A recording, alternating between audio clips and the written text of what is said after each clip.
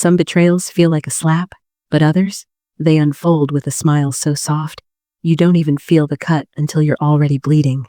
That's how my story begins. Not with shouting, not with suspicion, not even with a broken heart. Just a smile, the kind a woman gives you when she's holding a secret so heavy, it bends the truth around her. And I, foolishly, smiled back. Hello, my dear listeners. I'm Auntie Grace. Welcome to True Heart Voices, where every story finds its healing. Thank you for being here. If you love true stories, don't forget to subscribe and hit that like button. It helps keep these voices alive. I always find it fascinating to read which cities and countries you're listening from, so don't hesitate to write a comment. Now, sit back for a moment, and please, get comfortable. Happy listening. Let's talk about what really happened. The story of Elena Harper, and on the day of my baby shower, a day that was supposed to be wrapped in laughter, gifts, and promises of a new beginning, I learned that the woman who lived just 3 doors down, the woman who held my hand when I had morning sickness, the woman who brought me soup when I was too tired to cook, was my husband's secret wife. Yes, you heard that right. Wife. Not girlfriend. Not ex. Not some bitter fling. A whole, hidden wife. But the day didn't start with devastation. It started with sunlight drifting through my kitchen curtains, the smell of vanilla cupcakes cooling on the counter, and the soft hum of hope in my chest. I was 7 months pregnant, belly round, ankles swollen, heart full. And my husband, Marcus, stood beside me. Marcus was one of those men who looked like he always knew what he was doing. Sharp jawline, immaculate haircut, buttoned shirts even on weekends. He handled everything with the same polished confidence. Finances, schedules, appointments. He was dependable, or at least I thought he was. That morning, he kissed me on the forehead. "You sure you don't need help setting up, babe?" His voice was warm, deep, the voice that had comforted me through every moment of doubt these last 2 years. I shook my head, smiling. "You've helped enough. Go meet your client, and don't be late for the party." He chuckled, grabbing his keys. "I wouldn't miss it for the world." Funny how men say things like that. Full of conviction, full of false sincerity, when they're about to break the very world they're swearing they wouldn't miss. He left, and the house filled with the quiet excitement of everything I thought my life was becoming. The tables were decorated with light pink cloth. My sister, Yvonne, was in the living room arranging baby bottles filled with candies. My best friend, Serena, was tying ribbons on the chairs. It felt perfect. Until she walked in. My neighbor, Danielle Young, 34, caramel skin, thick curls, down her back, always dressed in soft sweaters and long skirts. She had that gentle, librarian kind of energy, the calm one, in every room. When she stepped through the doorway holding a purple gift bag, she smiled. Slow, warm, careful. "Congratulations, Elena," she said softly, touching my arm. "You deserve every bit of happiness today." Her words slid into the room like silk, and if I could go back in time, I would grab her hand and ask, "Why are you saying this? Like you're saying goodbye?" But I didn't. I just hugged her. Because why would I ever suspect that the woman hugging me had once stood in front of a courthouse with my husband and said, "I do?" The party was full of laughter. The good kind. The kind that wraps around your shoulders and makes the world feel safer for a moment. Women from my job at the clinic came. My mother-in-law, Rose, came carrying flowers. Even a few co-workers of Marcus's stopped by before heading to a weekend retreat. And then there was Danielle. Always close, always watching me with a softness that should have warned me, but didn't. She complimented my dress. She helped refill the lemonade. She even picked up wrapping paper scraps from under the couch. If you had walked in, you'd think she was my sister. But it was near the end of the party, when only the closest people remained, that the first thread of truth loosened. It wasn't dramatic. It wasn't loud. It was just a moment, a sentence, a tiny slip of reality. My friend Serena was showing Danielle some photos from her trip to Florida. Palm trees, beaches, clear blue water. And then Serena turned to me. "You and Marcus ever go to Florida? Y'all seem like a beach couple." I laughed. "No, he hates flying. Says it makes him feel boxed in." Danielle blinked, just once, slowly. Then her voice, normally soft like a whisper, tightened just a little. "Are you sure? He hates flying?" I froze, brushing hair behind my ear. What do you mean? She smiled, but it wasn't warm anymore. It was small, flattened, like she was hiding something she suddenly regretted sharing. Oh, nothing, she said. Just thought I remembered something. She sipped her lemonade, but her fingers trembled just a little, and I laughed it off, like a fool, because that's what we do when we're handed tiny warnings. We ignore them. We bury them. We tell ourselves, no, it can't be. But my heart had already tightened. After the party, once the last gift was unwrapped and the last plate was rinsed, I finally sat down to rest. My back hurt, my feet ached, and my emotions were floating somewhere between exhaustion and joy. That's when it happened. A soft knock at the door. I thought Marcus had returned early, but when I opened it, Danielle was standing there, clutching her gift bag against her chest like it was a shield. Her eyes were glossy, nervous. Elena, can I talk to you? Her voice trembled, quiet, almost breaking. Of course, I said, stepping aside. She walked in slowly, her shoulders stiff, her breath uneven.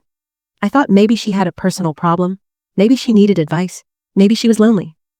But then she reached into the bag and pulled out a small, folded envelope. My husband, she whispered, left this behind? I frowned.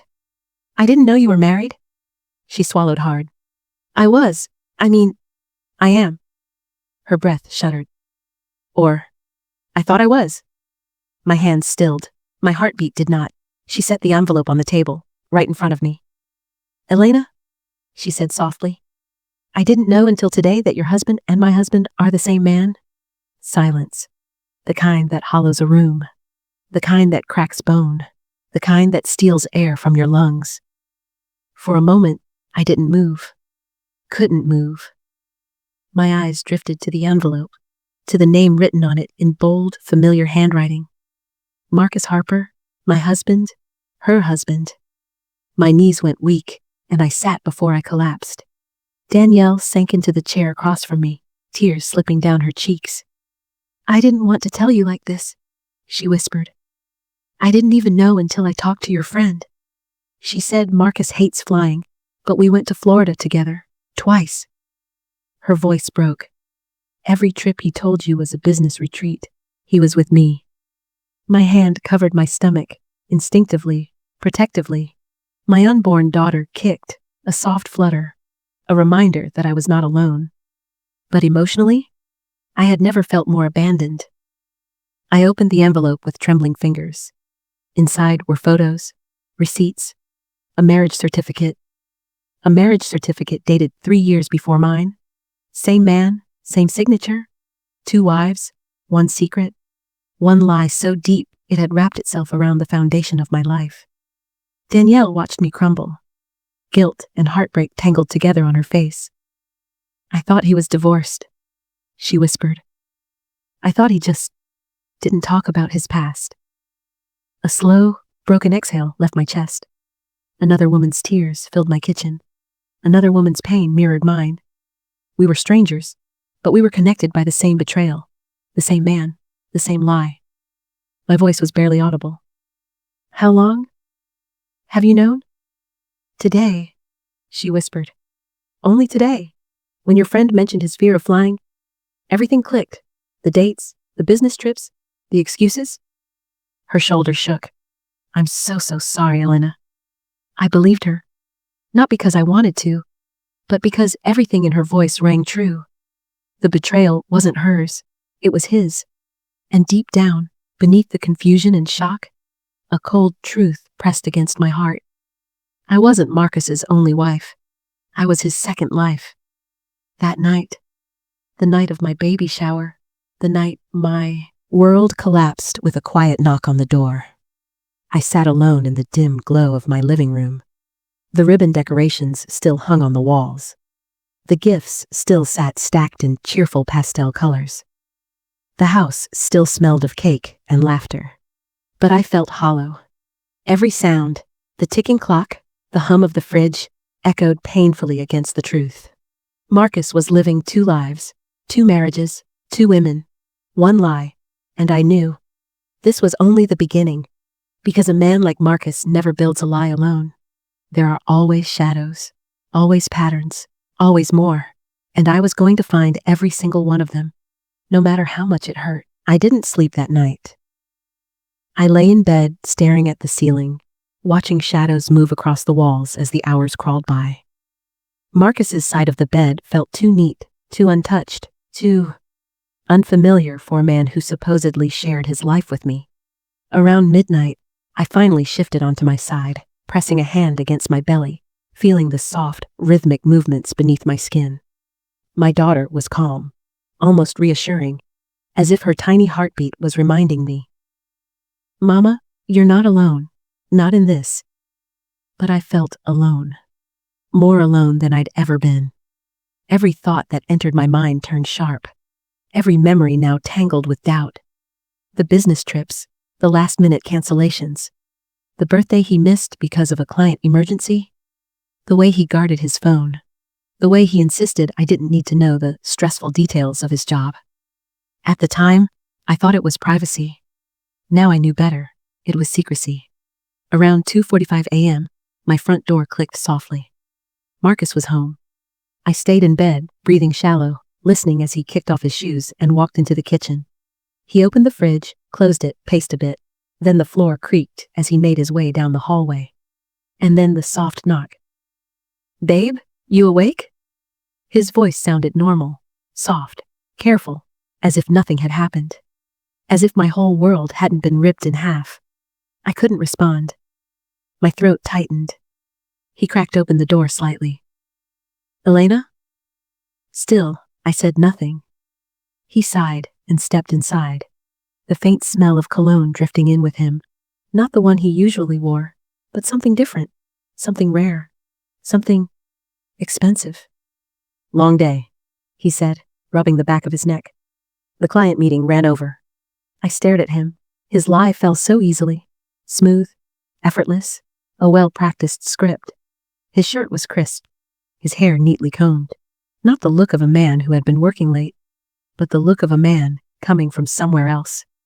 I finally found my voice. "How was your flight?"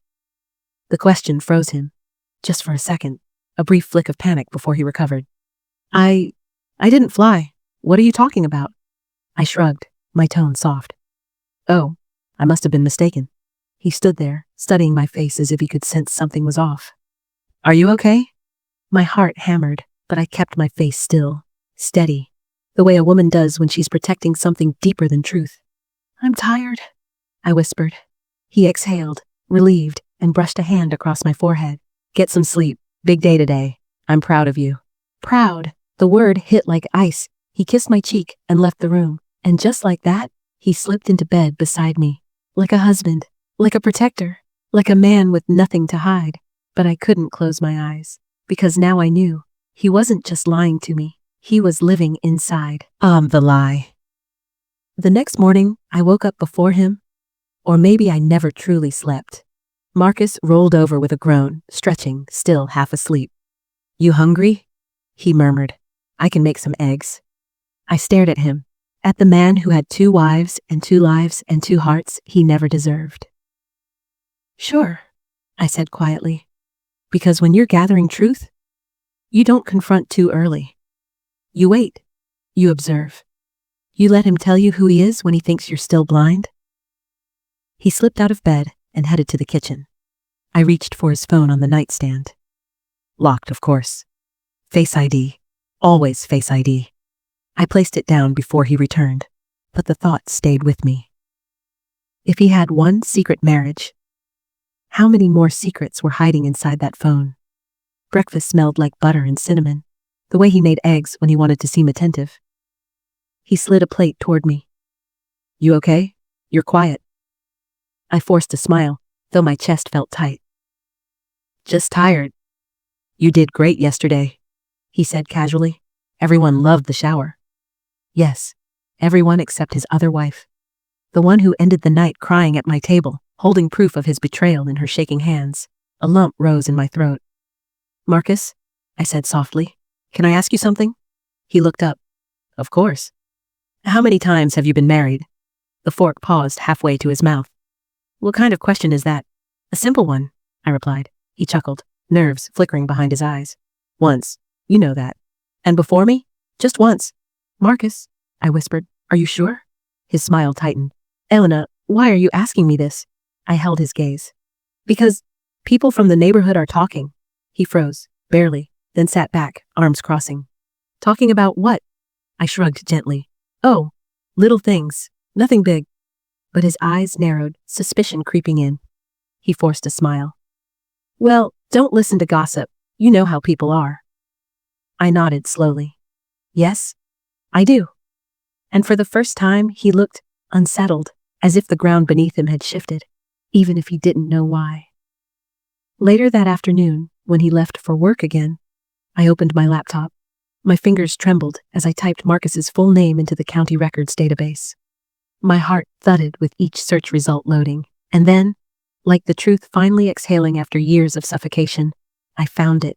Another marriage license, a second one, filed under a variant spelling of his name, Marcus J. Harpers. My stomach knotted, sweat gathered at the back of my neck. It wasn't just Danielle. There had been another marriage, 5 years before mine. A third woman. A history of deceit as wide as a canyon. My breath came shallow. My hands shook. How long? I whispered to the empty room. Have you been living like this? Panic swelled, but just beneath it, something else emerged. Resolve. This wasn't just about betrayal anymore. This was about legality, criminality, bigamy, fraud. A web of lies woven so tightly it was a miracle any of us survived inside it. I pressed a hand to my belly. You will not be raised inside a lie, I whispered to my daughter. I promise you that. By evening, I needed air. Fresh, open, real air. I stepped outside onto the porch, watching the neighborhood settle into its quiet nighttime rhythm. Kids running home from the park, porch lights flickering on, cars rolling into driveways. Then I saw her, Danielle, standing by her mailbox, hugging a small package to her chest like a lifeline. Her eyes were swollen, red from crying. She looked up and met my gaze. There was pain there, but also solidarity. 2 women standing in the same fire, burned by the same flame. I walked toward her slowly. You okay? I asked softly. She shook her head, lips trembling. I told my sister, she whispered. She thinks I should press charges. I swallowed. She should, I murmured. Danielle blinked, tears gathering again. What about you, Elena? What are you going to do? For a long moment, I didn't know how to answer. But then the words came. Steady, quiet, sure. I'm going to find the whole truth, every piece of it, and then I'll decide. She nodded, a small, broken nod, but there was relief in her eyes. Can I help? She asked, voice trembling. I hesitated, then. Yes. Because this was bigger than either of us alone. This was a man who built a life on manipulation, who hid marriages the way other men hid receipts. We stood under the dim porch light, 2 strangers united by betrayal, and I felt something shift. Not anger, not fear, but clarity. The truth wasn't going to hide anymore, not behind excuses, not behind charm, not behind secrecy.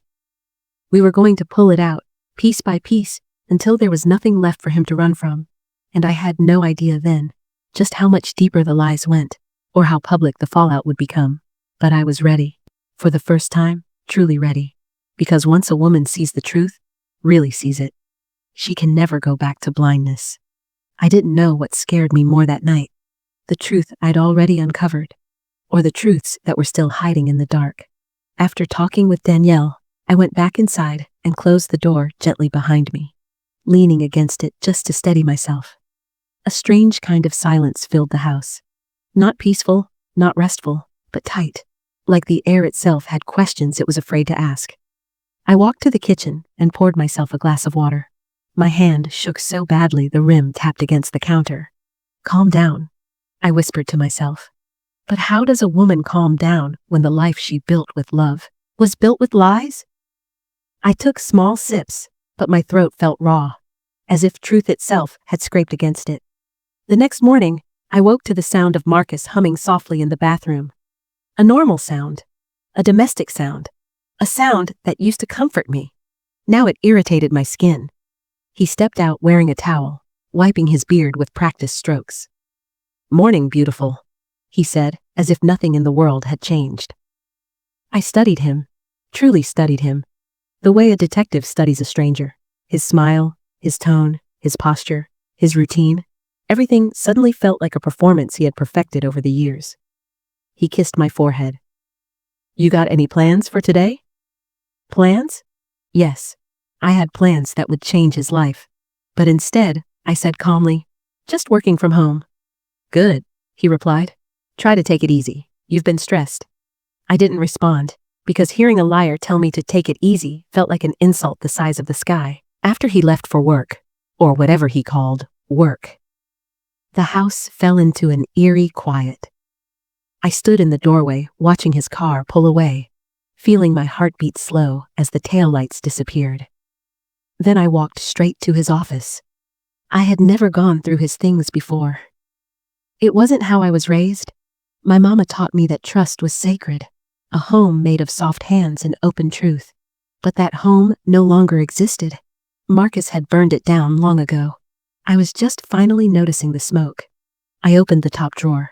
Bills, receipts, insurance forms, all normal. But the second drawer? That one was different. Inside was a small leather-bound notebook, black, worn at the edges, pages thick as if touched many times. My breath hitched. It was his handwriting inside, neat, small, intentional. I flipped through the early pages. Need to call her before the trip. Don't forget anniversary, Thursday. Meeting her mom for dinner. She wants promises I can't keep. My stomach twisted.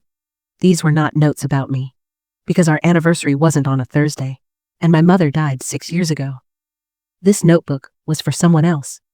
Someone he loved enough to take notes for. Someone he kept organized for. I flipped more pages. Dates, phone numbers, reminders to stay consistent, reminders to fix the schedule overlap. Schedule overlap?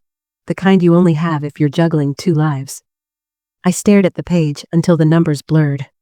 The betrayal wasn't just emotional, it was logistical, strategic, routine. This wasn't a moment of weakness. This was a lifestyle, a practiced one. I closed the notebook with shaking hands and put it back exactly where I found it. Alignment perfect, angle unchanged. Men like Marcus notice small shifts.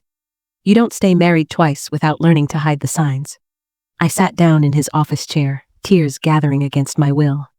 How long? I whispered again. And then I heard footsteps outside. Soft ones, followed by a gentle knock. Elena? It was Danielle. I wiped my face quickly and opened the door. She looked tired, hollow-eyed, pale, wrapped in a cardigan too thin for the morning air. She held a small box in her hands, sealed with flimsy tape. I didn't know who else to show this to, she said quietly. Come in. She stepped inside cautiously, as if afraid the walls themselves might judge her. She placed the box on the table and opened it with trembling fingers. Inside were photographs. Stacks of them. Dozens. Marcus, with her. Smiling, kissing her forehead, holding her hand. On a beach, in a restaurant, in front of a cabin in the mountains. He wore clothes I recognized. Clothes I washed, folded, bought for him during sales. Clothes I thought he wore while traveling for work. Danielle picked up one photo, a restaurant shot. Candlelight, wine glasses, his arm around her shoulders. This was the night he told me he wanted a second wedding ceremony, she whispered.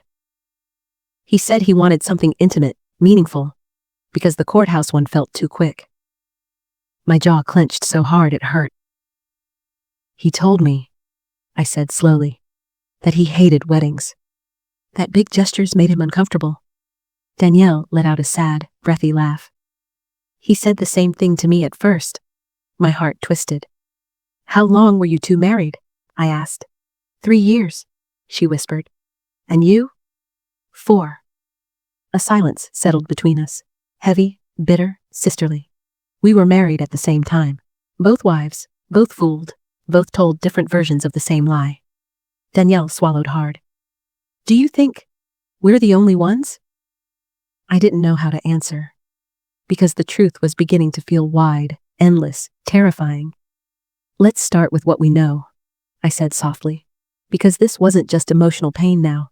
This was criminal evidence, bigamy, fraud, identity manipulation. And Marcus had 2 lives worth of secrets. Maybe more.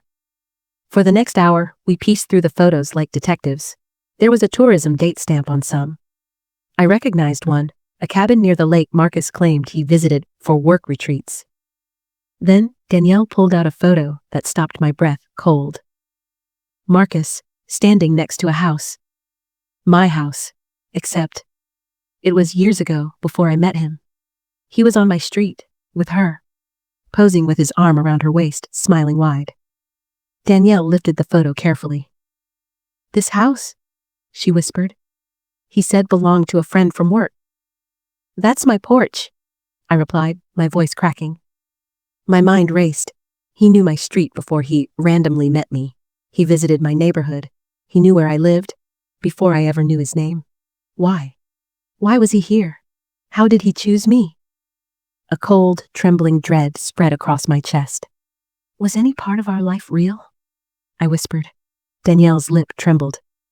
"It felt real to me," she said. "And that's what hurts." I nodded, because I understood. Love doesn't vanish just because truth does. Suddenly, Danielle looked up at me, a new fear forming in her eyes. "Elena, what if he was planning on leaving both of us?" I hadn't even thought that far. "What do you mean?" I asked. She held up a final paper from the box, a printed credit card statement. There were airline tickets, 2. One under his name, the other under a woman's name I didn't recognize. Not me, not Danielle. My body went cold. "Who is she?" I whispered. Danielle shook her head, tears falling again. "I don't know, but he bought her a ring, a diamond, on credit, last month." The room spun. My knees buckled. I gripped the table to keep from falling. He wasn't just double living, he was triple living, preparing to replace us both, starting a new life with someone else. Someone younger? Someone farther away? Someone easier to manipulate? Danielle covered her face. "Elena, I don't think we were his only lives. I think we were steps. Steps, stepping stones, pieces." I pressed both hands to my belly. Not my daughter, not my life, not my soul. I would not be another stepping stone, not now, not ever again. My voice steadied. "We need proof," I said. "Strong proof, legal proof." She nodded, wiping her tears. "And after that?" she whispered. I looked her straight in the eyes. "We end this. Not with violence, not with screaming, not with chaos, but with truth. Truth louder than his lies. Truth big enough to shatter the double life he'd built. A truth that would protect every woman he could hurt next." By the time Danielle left, evening shadows stretched across the floor like long fingers. I sat alone with the box of evidence between us, trying to steady my breath. I looked around my home. The warm lights, the soft blankets, the framed ultrasound pictures. And I felt my daughter's tiny kick inside me. "I'm going to protect us," I whispered. "I don't know how yet, but I will." Then I heard the front door. Marcus, home early. The timing made my stomach flip. He stepped inside, loosening his tie, smiling casually. "Hey, babe," he said lightly. Traffic was surprisingly easy today. He didn't know that the truth was on the coffee table. He didn't know the walls had listened. He didn't know his lies were drowning under the weight of evidence. He walked toward the kitchen, humming again. And I felt something new rise inside me. Not fear, not confusion, but strength. Quiet, solid, unshakable. The kind of woman only finds when she's protecting something sacred. Her child, her heart, her sanity. I wasn't ready to confront him, not yet. But he had no idea. Every lie he told from this moment forward, I would record. Remember, store away. Because I wasn't just his wife anymore. I was the woman who would unravel him, thread by thread. If you're listening to this story, please don't forget to subscribe and hit that like button. It helps keep these voices alive. Now, sit back for a moment, get comfortable, and let's talk about where we end. Marcus walked into the kitchen humming that same melodic little tune he always used after he thought he'd successfully lied about something. I used to think it meant he was relaxed, content, comfortable in our marriage. Now, I knew better. It was the sound of a man rehearsing his mask. I stayed seated on the living room couch, one hand resting over my belly, the other gripping the edge of the coffee table. I could feel my pulse in my fingertips, each beat strong, steady, almost angry. He poured himself a glass of water, then leaned against the counter, smiling at me. "You okay? You look tired." The irony squeezed my heart. "You think so?" I murmured. "Yeah, maybe you should nap more." He tilted his head with concern he didn't deserve. "You've got that glow, though. Pregnancy suits you." What a thing to say. What a sick thing to say when he was building another life somewhere else. I forced a small nod and looked away, so he wouldn't see the hatred swelling in my eyes. Dinner that night felt like dining across from a ghost I used to know. He talked about work, fake work, and laughed about coworkers whose names he shuffled like a deck of cards. I listened, observed, studied. Everything he said was a lie wrapped in casual charm. Between bites of roasted chicken and mashed potatoes, he sprinkled in the usual compliments. "You're amazing, you know that? No one takes care of a home like you. I brag about you all the time." Every sentence felt like a spoon coated in poison. When he finally went upstairs for a shower, I slipped into the hallway and quietly reached for my phone. My hands were trembling so badly I almost dropped it. I took photos of the notebook, the dates, the suspicious numbers, the receipts, the handwriting, evidence. Every image felt like a match striking against the lies he built. I should have felt empowered. Instead, I felt like I was suffocating in a story I didn't ask for. Later that night, I couldn't sleep. I lay there in bed with my back to him, watching shadows on the wall shift with the passing headlights outside. Marcus slept peacefully, mouth slightly open, arm draped over his pillow, breathing deep, slow, steady. Like the life he built was sacred. Like his home was safe. Like his world wasn't about to collapse. He had no idea that across his pillowcase lay a woman who had finally opened her eyes. The next day, he left for work early, said he had a big meeting. Of course he did. He always had a big meeting. I waited until his taillights faded, then went straight to his closet, not to snoop, to confirm, to verify who I had married. I opened the small lockbox at the top shelf, the one he always kept his business files in. But inside wasn't business, it was betrayal. There were passport photos of him with another woman, an extra SIM card, a second wallet, credit cards under a variation of his name, a ring box with no ring inside, a folded-up marriage certificate. With Danielle. I stared at the marriage certificate, my hands shaking violently. 3 years. 3 years married to another woman while being married to me. I felt the baby kick, a sharp flutter under my ribs, and I pressed my palm gently against my belly. "I'm so sorry," I whispered. "You didn't deserve this." Neither did I. My phone buzzed. A text from Danielle. Danielle. "He messaged me. He said he has to go out of town for 3 days. Does he say that to you too?" I responded. "Me. Yes, he's leaving tonight. We need to talk before he gets back." Her bubbles appeared instantly. "Tell me where and when." That afternoon, I decided to go through his laptop. I hesitated, just for a second, because a part of me still believed in dignity, in privacy, in boundaries. But he had violated every marital boundary long before I touched that computer. I typed his password. Easily guessed, because men like him always choose something sentimental. June Lake, 2019. My heart cracked. June Lake, the cabin in one of the pictures. A trip he took with Danielle. A trip he told me was a tax conference. The laptop opened to a folder named Archive. Inside were subfolders. Work stuff. Family. Taxes. Trips. Trips. My fingers hovered, then clicked. Hundreds of photos filled the screen. Him. Different women. Different cities. Different hotels. Not just 2 women. 3. Possibly more. My vision blurred as tears fell uncontrollably. Hot, heavy, humiliating tears. Photos of him holding another woman's hand. Photos of him kissing someone on a pier. Photos with captions he wrote himself. Finally some peace.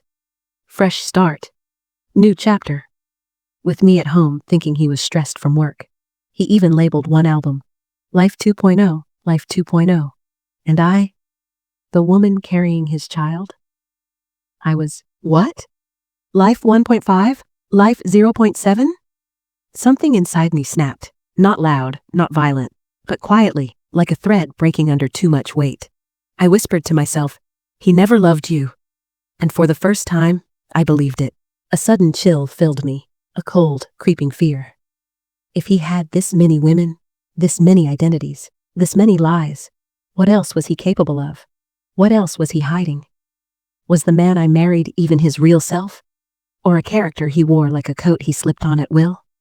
For a moment, I sat there alone in the dim light of the home office, holding my belly, whispering to my unborn little girl, I'm going to protect you.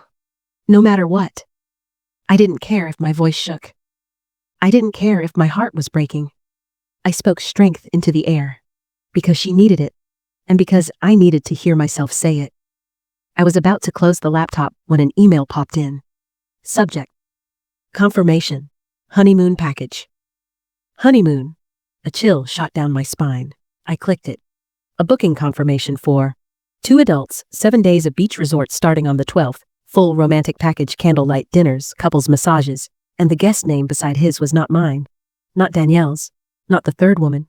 A fourth name. I gasped, hand flying to my mouth. There was another woman.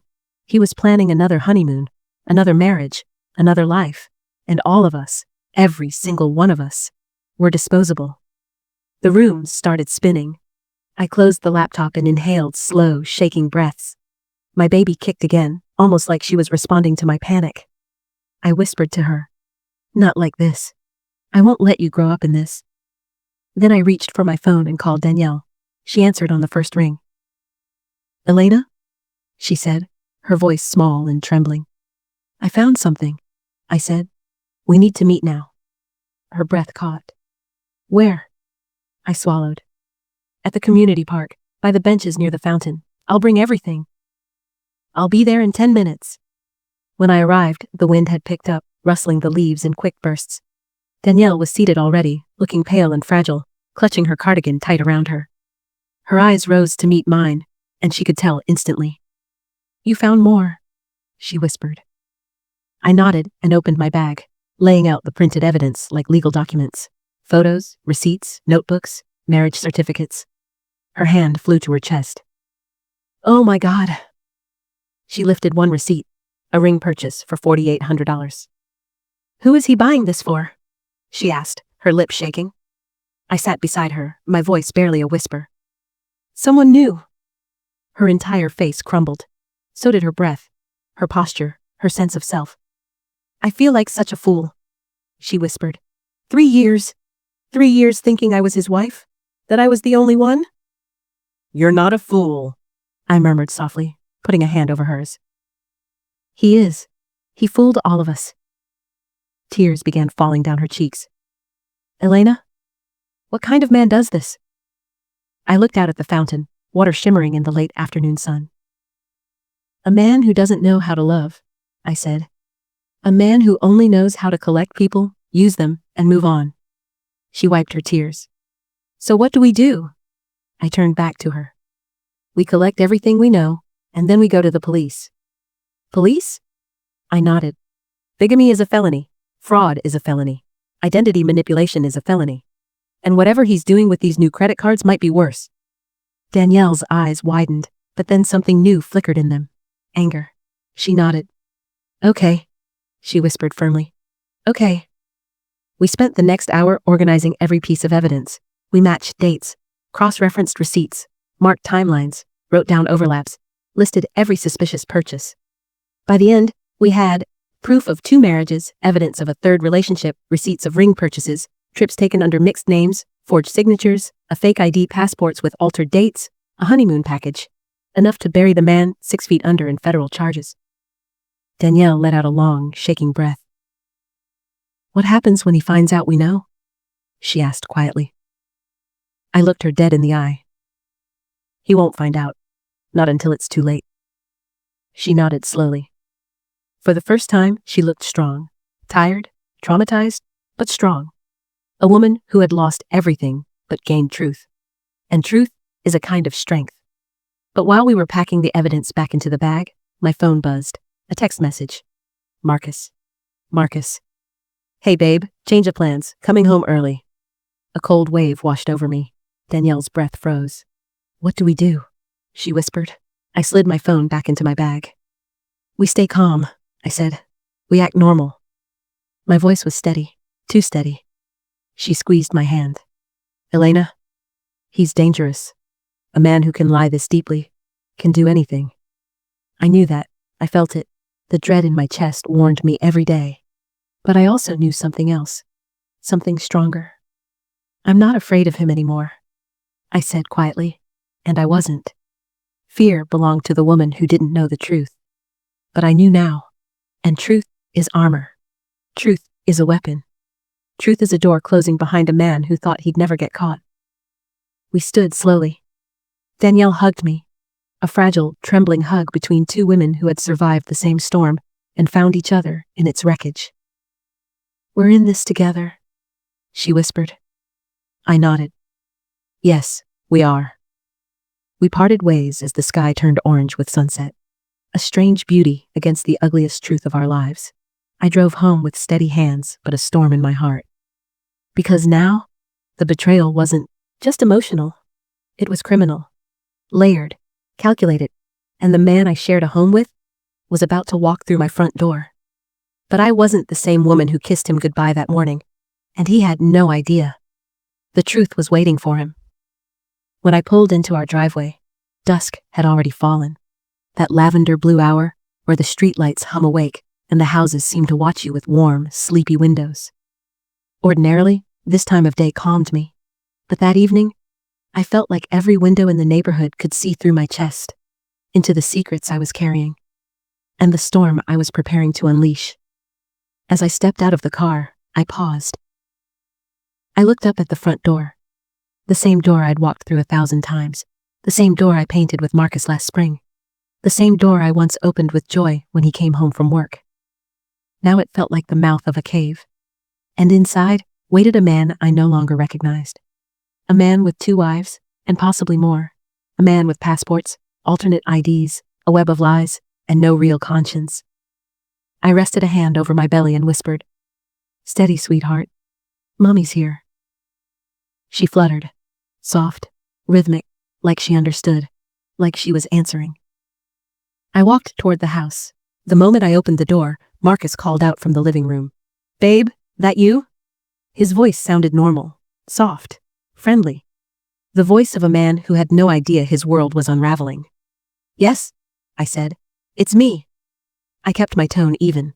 Not cold, not warm, just neutral. He walked into the hallway, drying his damp hair with a towel, wearing the gray t-shirt I once loved on him. For a moment, I studied him like he was a stranger standing in my home. His features were familiar, the sharp jawline, the dimple in his left cheek, the easy smile. But none of it belonged to me anymore. None of it was real. He leaned in to kiss my cheek. I didn't flinch, but I didn't lean in either. He noticed. "You okay?" he asked. "Long day?" I said. "I'm tired." He nodded sympathetically, fake sympathetically, and tossed the towel onto the laundry chair. "Well, I got home early. Figured we could do dinner together." Dinner. Like nothing was unraveling. Like he hadn't built parallel lives on the backs of our trust. "What are you in the mood for?" he asked. "Something simple?" I murmured. "I'm not hungry." He frowned. "You need to eat. The baby." "I know what the baby needs," I said calmly. He blinked, surprised by the tone, but didn't push. We walked into the kitchen. He hovered near the counter, pulling out ingredients for pasta. I sat at the table, staring at my hands. He hummed as he cooked. That same humming, carefree, relaxed, comfortable. He had no idea the notebook wasn't in its place. He had no idea his lockbox wasn't the same. He had no idea I had seen photos of him kissing a woman in Montana last summer while I thought he was on a work retreat. He had no idea his other wife had sat beside me this afternoon, crying into her cardigan. He stirred the pot, sniffed the sauce, and glanced back at me. "You sure you're all right?" I nodded. Inside, I was burning. But the burn was calm now. Slow. Controlled. Lethal. like a fuse lit on both ends. Dinner passed quietly, too quietly. He talked more than usual, about minor things, small stories, filler chatter. Because something in me made him uneasy. But he didn't suspect the truth. Not yet. When I stood to clear my plate, he reached out and gently touched my hand. You know I love you, right? His voice was soft, warm, a rehearsed warmth. Yes, I whispered. I know. And I did know. I knew the shape of his lies, the weight of them, the smell of them. Heavy like cologne lingering on a shirt that wasn't yours. After dinner, he went to shower. His footsteps faded upstairs. The water turned on. This was my chance. I reached into my purse and pulled out the flash drive Danielle had given me, packed with photos, statements, screenshots, copies of messages, and every detail she had collected over the years. I plugged it into my laptop, copied the files, created a folder titled, For Police. Then I added screenshots from his laptop, timestamps, the fake ID passport scans, honeymoon booking marriage certificate, suspicious credit card charges, photos of him with the third woman notes from Danielle. A timeline of events. I organized everything into neat folders. Then I zipped it into a single file. I uploaded it to Google Drive, an external hard drive, a private email made only for this investigation, a secondary cloud account. If anything happened to me, if he suspected, if he tried something, the evidence would outlive me. I exhaled slowly, not out of fear this time, out of clarity. This was strategy. This was armor. This was protection. For me and my daughter. When the shower turned off upstairs, I unplugged everything, wiped fingerprints from the laptop and desk, and returned to the living room. A few minutes later, he came down the stairs in clean pajamas, smelling like mint soap and cedarwood. The same scent I used to bury my face into. Now it made my stomach twist. He sat beside me on the couch, placing an arm around my shoulders. I kept my spine straight. You're really quiet tonight, he said softly. I looked at him. Really looked. His eyelashes, the faint freckles on his nose, the line between his brows he got when concentrating. How many women had memorized those same details? How many had kissed those freckles? How many had loved him while he pretended to belong only to them? I'm thinking, I said. About what? About us.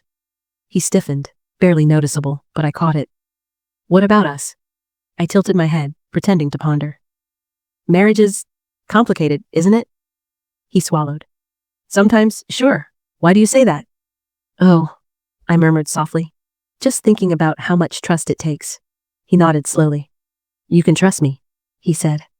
The way he said it, so sure, so calm, so practiced.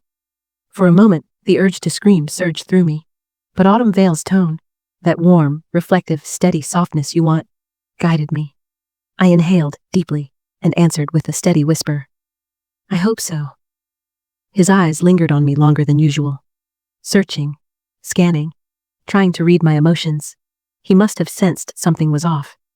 But Marcus was a man who trusted his own lies more than anyone else's truth. He thought he was safe because he had fooled everyone for so long.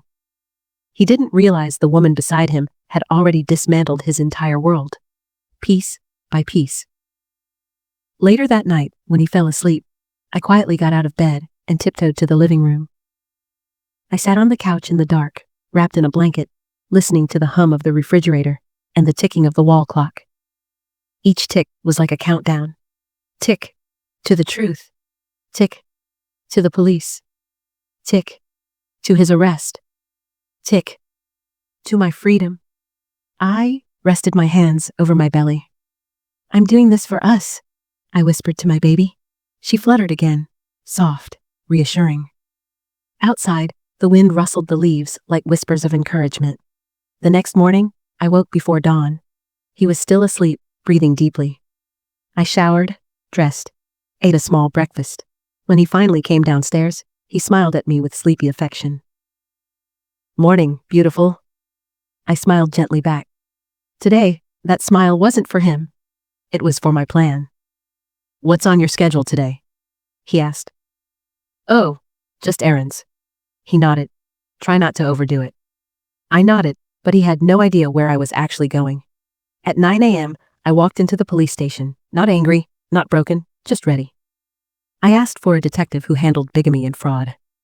A man named Detective Hollis invited me into his office. Early 50s, calm eyes, gentle tone. What brings you in today? He asked. I placed the folder on his desk. My husband, I said quietly. I believe he has multiple wives, under different names, and has committed fraud. He didn't blink, just nodded. Let's take a look. He opened the first page and froze, then the next, and the next. He sat back slowly, eyebrows raised. This, he whispered, is extensive. I know, I said softly. I've been gathering it. He looked at me. Ma'am, this is more than bigamy. This is fraud, identity manipulation, and possibly financial crime. You may have just uncovered a major case. My throat tightened, but I kept steady. He exhaled through his nose. We'll need to open an official investigation immediately, and we may need to speak with the other woman. She's ready, I said. His brows lifted. You already contacted her? Yes.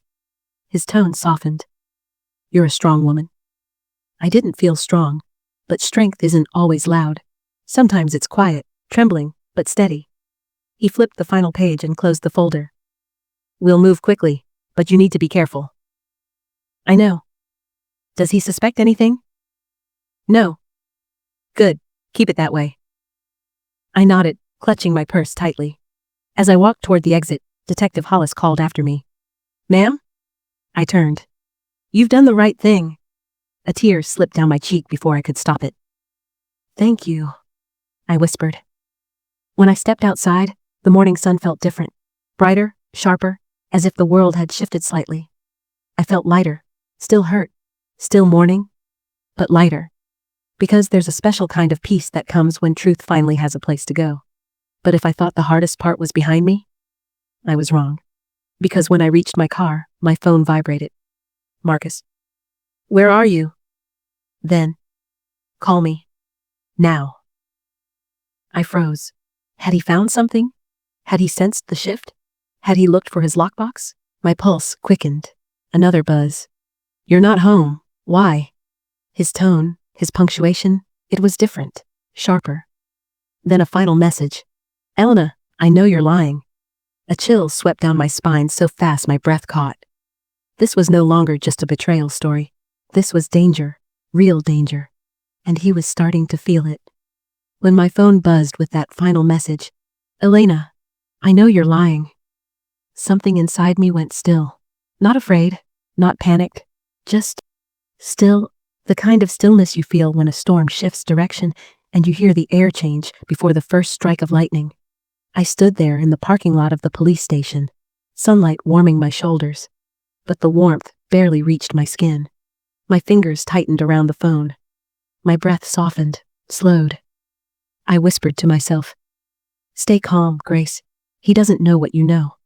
But bigamists, liars, they can smell danger the way animals sense earthquakes. And this man, my husband, the father of my unborn child, he had just smelled something. I didn't answer the text immediately. That would give him too much power. I got into the car, buckled my seatbelt, locked the doors, and breathed. My phone buzzed again. Marcus. Elena, I'm serious. Call me. Then, 30 seconds later. Where did you go this morning? Your car isn't in the garage. I closed my eyes. He was awake, alert, tracking, probing. The mask slipping inch by inch. I waited until my pulse settled, then typed back. Me. I had an appointment. Is everything okay? 3 dots appeared instantly. Typing, stopping, typing again. Then, appointment for what? You didn't tell me anything last night?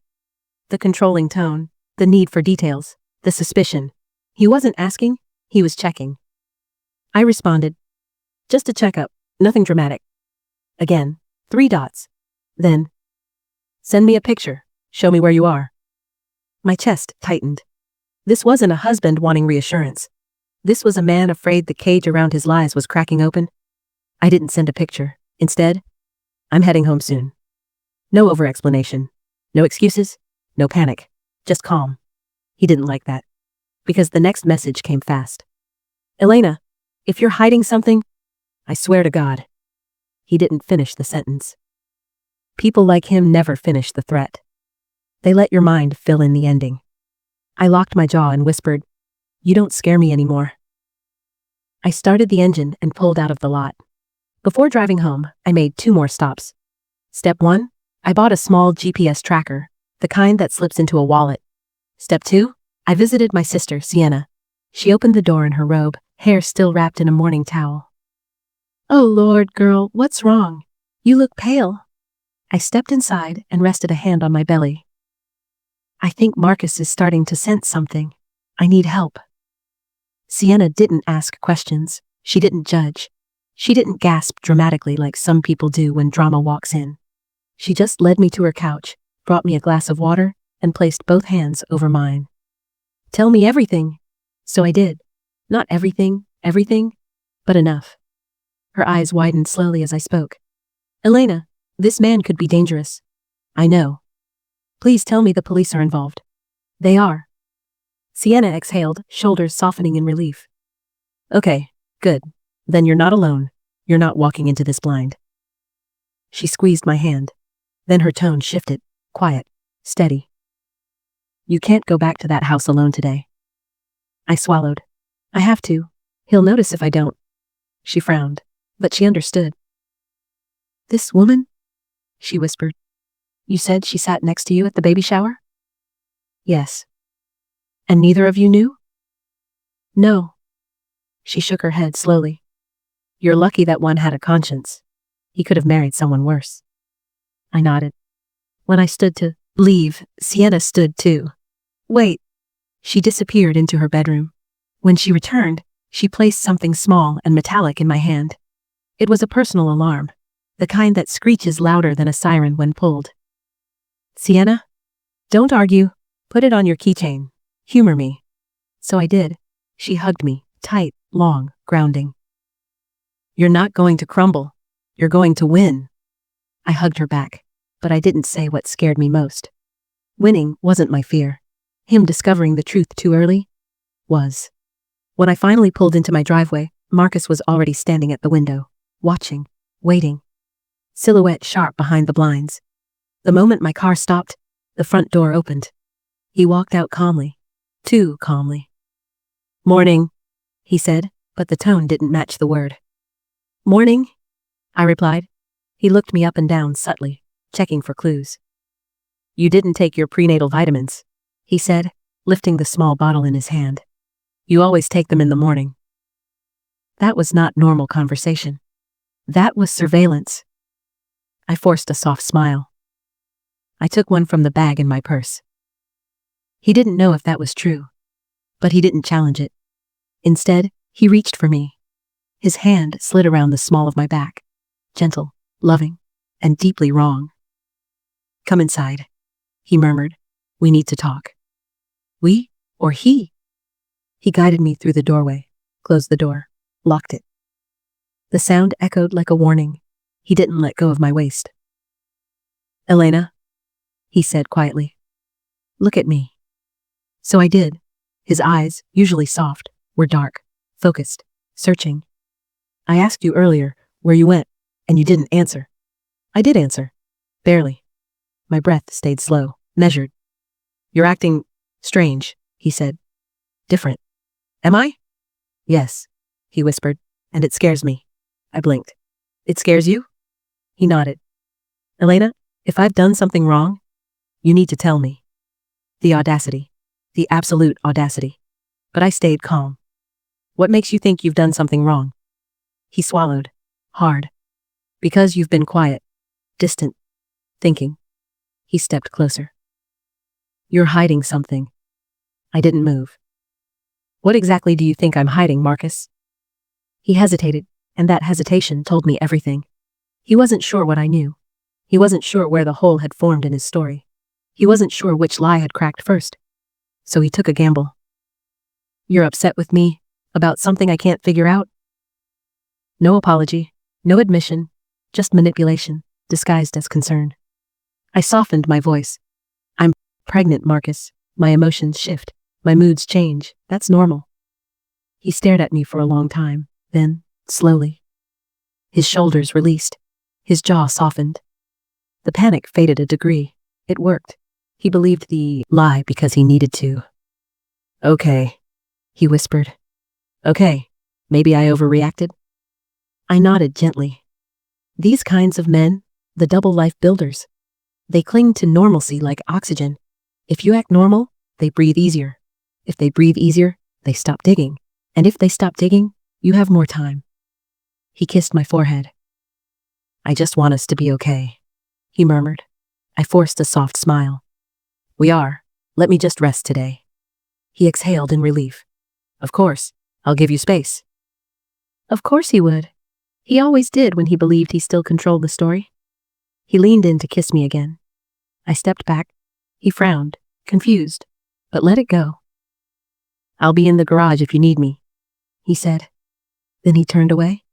The moment he disappeared through the garage door, I rushed to the kitchen, grabbed the GPS tracker, and slipped it into his wallet, tucked behind a stack of folded receipts he never touched. I placed the wallet back exactly where it had been. Then I went to the bathroom, turned on the faucet so the water disguised the sound, and texted Detective Hollis. Me. He's suspicious, but he doesn't know. I'm safe for now. Hollis responded in under a minute. Detective Hollis. Understood. We're moving fast. Don't confront him. Don't accuse him. Stay predictable. Stay calm. I typed back. Me. Understood. He added, we'll brief you soon, and you did the right thing today. I stared at the screen for a moment, then whispered, yes, but this is only the beginning.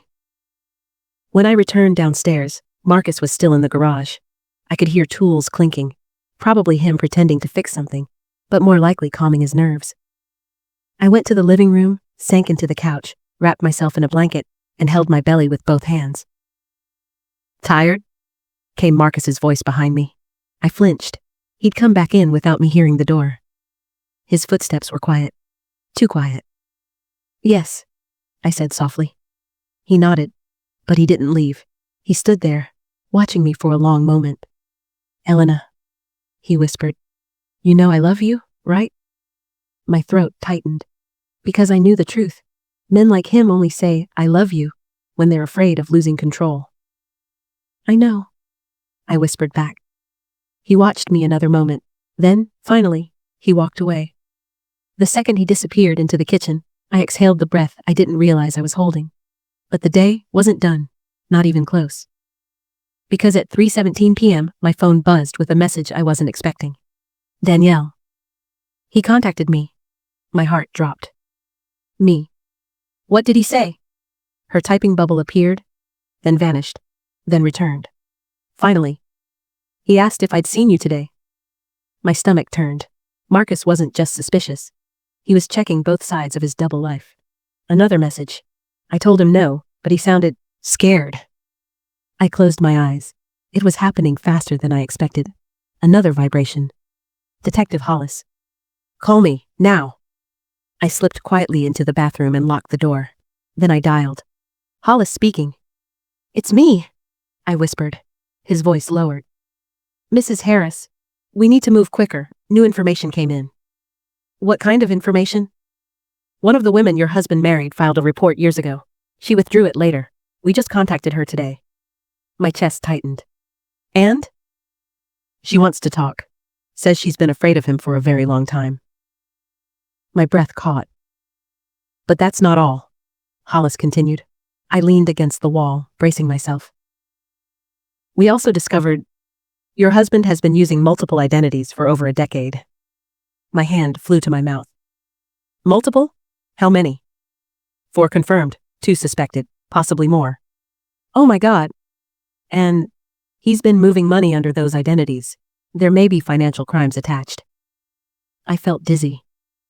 This is bigger than anything I imagined. Yes, Hollis said quietly.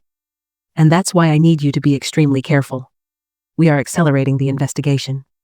My voice trembled. What do I do now? Stay calm. Act normal. Stay predictable. Don't alert him. Don't change your behavior. I nodded, even though he couldn't see me. We will contact you as soon as we're ready, he added. When is that? Soon, he said. But not yet. Then. And Mrs. Harris? Yes? If he becomes agitated? If he corners you? If anything feels off? Yes? Leave the house, immediately. Go to your sister. Call us. I whispered, okay. Then I hung up and stood there in the bathroom, staring at my reflection. My face didn't look like mine. It looked older, sharper, more awake. I whispered, this is no longer just betrayal. This is survival. When I stepped out of the bathroom, Marcus was sitting on the couch, staring at me. But this time, his eyes weren't suspicious. They were cold, emotionless, like he had made a decision. Elena, he said softly, come sit. We need to talk. My heart pounded, my breath stilled, and every instinct inside me whispered, don't go near him. Not now. Not with that look. I rested a hand on my belly, and before I could even think of an excuse, he stood up, closed the space between us. Too fast, too quiet, and with a voice I had never heard from him before, low, controlled, and dangerous, he whispered, what did you do today? What did you do today? The question wasn't loud. It wasn't shouted. It didn't need to be. It was the tone. Quiet, heavy, a knife wrapped in silk. My throat tightened as Marcus stood inches from my face, his eyes drilling into mine like he could see through me, peel back my skin, slip into my thoughts, read whatever truth he was certain I was hiding. I didn't step back. Not yet. Not while his ego needed me still and still standing. I told you, I whispered. A checkup. Where? His jaw flexed. What clinic? My heart thudded. The usual one. What doctor? His breath hit my cheek. Warm, too close. Elena, look at me when I'm talking to you. I did. And in that split second, I realized something. He wasn't asking for reassurance. He wasn't scared of losing me. He wasn't feeling insecure. No, this was control slipping. And he was grabbing at it with both hands. My voice stayed soft, steady.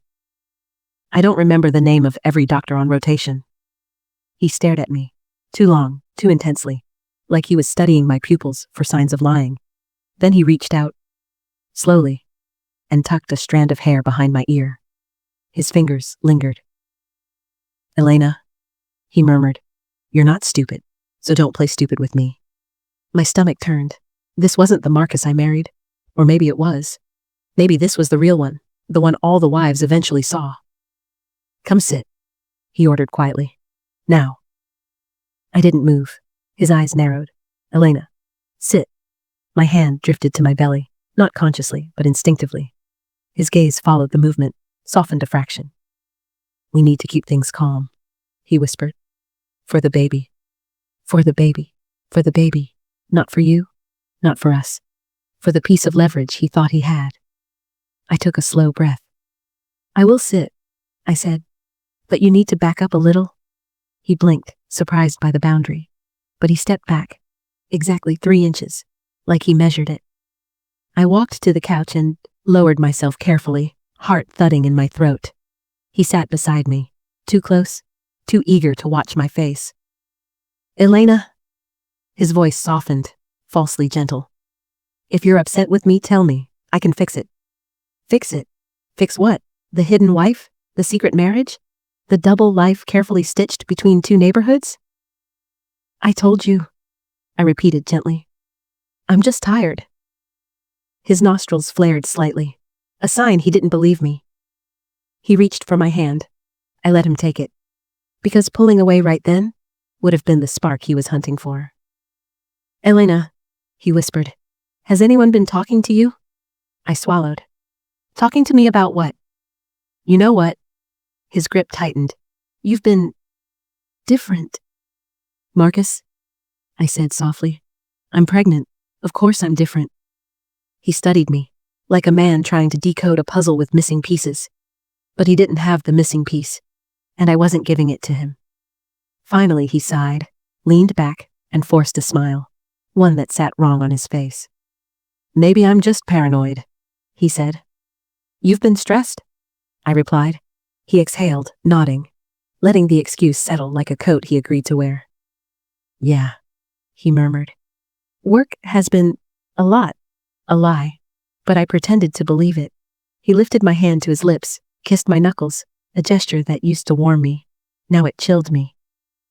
I just want us to be okay, he whispered again. I know. You're my wife. I swallowed hard. We're a family. I nodded. Then he said the line that told me everything I needed to know. And families don't hide things. For the next few hours, Marcus hovered. Not aggressively, not suspiciously, just closely, too closely. He made lunch, a small gesture he rarely did, kept initiating conversations, kept watching me when he thought I wasn't noticing. He was trying to evaluate me, measure me, calculate risk. He followed me with his eyes every time I stood up, every time I sat down, every time I went to the bathroom. Every movement was tracked. Silent surveillance. At one point, he even walked outside to get the mail, but I saw him glancing at my car windows as if checking whether I had hidden anything. His paranoia was no longer subtle. It was blooming, flowering into something sharp and dangerous. At 6:42 p.m., he came up behind me in the kitchen while I was chopping vegetables. His chest pressed lightly against my back. You're quiet today, he murmured, lips near my ear. I'm thinking, I said. About what? I paused the knife, then resumed slowly. The baby. What about the baby? He sounded tense, like he thought I was hinting at something. Just hoping everything goes smoothly. He let out a slow breath. Relief, temporary, but real. His hands slid to my waist. He kissed my shoulder. You and this baby? You're all I care about, he whispered. The lie was soft, warm, tender, but still a lie. Because men like Marcus don't care about people. They care about control. Dinner smells good, he said, changing the topic. Need help? No, thank you. He nodded, but he didn't leave the kitchen. He leaned against the counter, arms crossed, watching. I continued chopping, breathing evenly, acting normally. Inside, my thoughts ran like wildfire. His unpredictability was rising. His suspicion was growing roots. His calmness was only skin deep. And Detective Hollis's words echoed in my head. If he becomes agitated, if he corners you, leave the house immediately. I needed a plan, a quiet one he wouldn't detect, one that fit the rhythm of my day so cleanly that he wouldn't question it. When dinner was ready, we sat at the table. He talked. He told stories. He made small jokes. It was all a show. A man trying to wrap himself back into normalcy like a blanket. But his eyes, they never stopped analyzing me. Halfway through the meal, he reached across the table and took my hand again. Elena, don't ever scare me like that again. My breath caught. What do you mean? This morning, he said quietly. I woke up and your side of the bed was empty. No note, no goodbye, no explanation. I had an appointment. I know. He wasn't convinced. But say something next time, please. I nodded. His thumb stroked the back of my hand, too gently, too rehearsed. I need to know everything is okay, he whispered. Everything is okay. Everything is okay. He said it like an order, like a script he wanted me to read with him.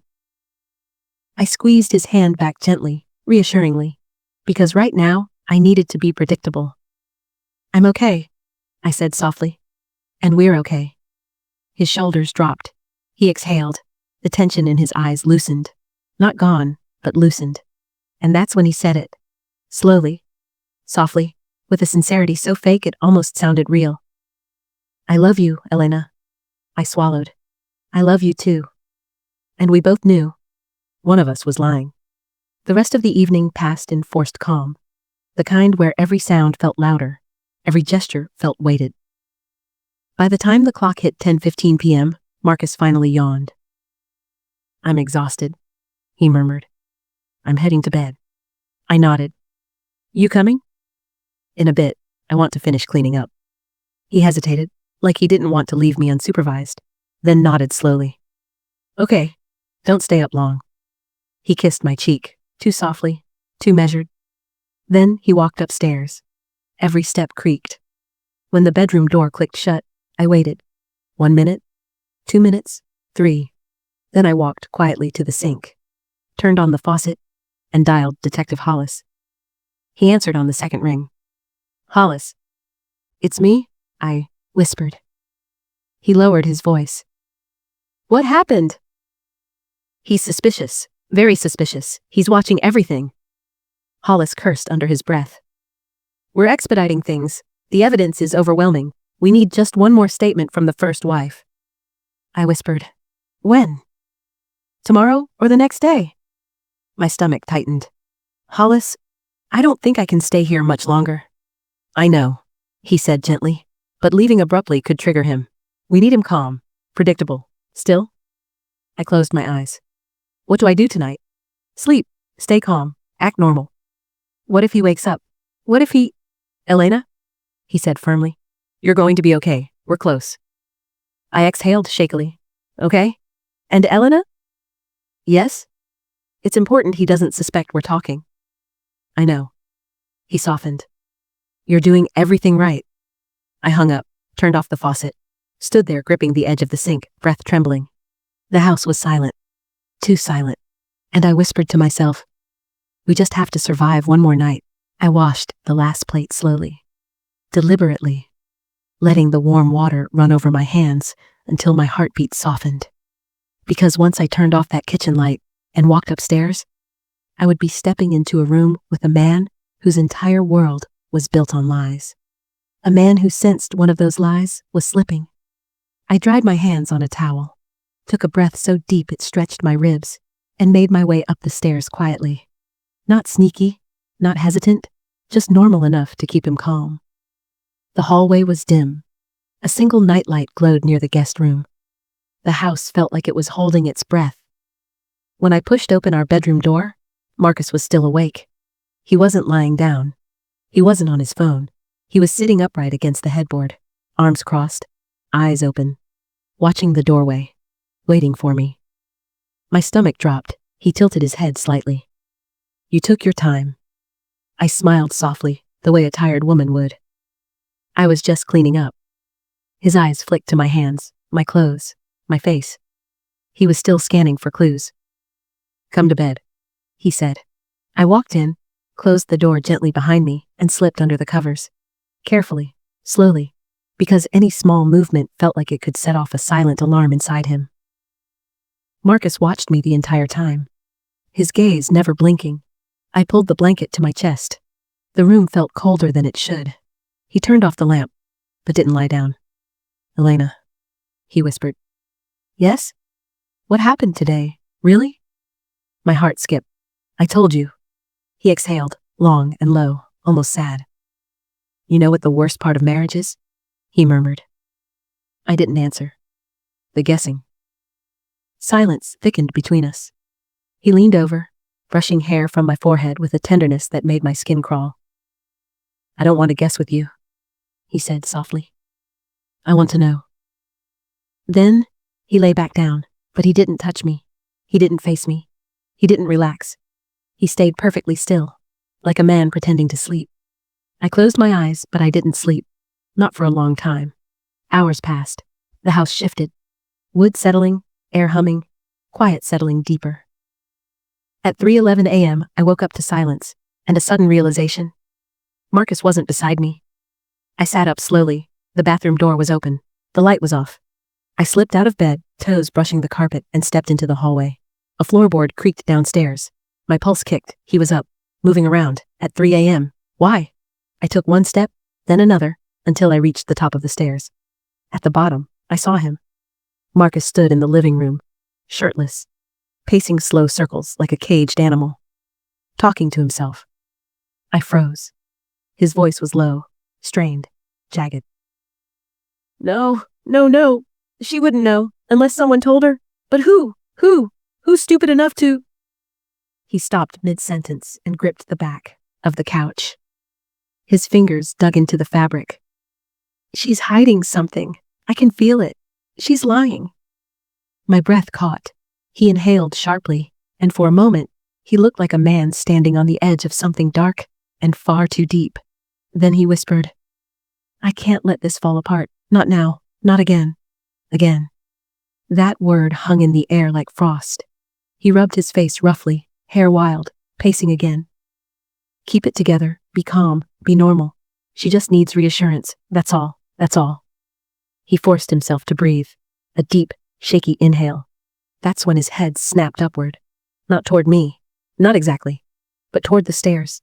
Toward the sound of my breath. I stepped back instantly, but slowly, masking the movement as an innocent shift in the dark. Marcus stood perfectly still, listening like a predator.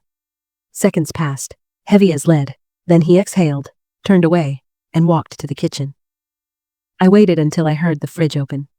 Close. And his footsteps move farther away. Then I returned to the bedroom. My hands shook as I climbed back into bed. When he finally returned upstairs, he didn't say a word. He just crawled into bed and faced the wall, but his breathing never evened out. He was awake, wide awake, and I knew. We were officially past suspicion. We were entering danger. By morning, he was normal, too normal. He brewed coffee for me, made breakfast, opened the windows, hummed lightly while moving around the kitchen. A man playing Happy Home with theatrical precision. "Elena?" he said as I sat at the table. "I've been thinking." "About what?" "You and me." I swallowed. He smiled gently. "We should spend the weekend together. Just us. A little getaway, before the baby comes. Clear our heads." My blood ran cold. He wanted isolation. He wanted control. He wanted the variables removed. "That's sweet," I whispered. "But I'm exhausted. I need rest more than travel right now." He studied me carefully, then nodded. "Okay, if that's what's best." But something in his eyes tightened. Not anger, calculation.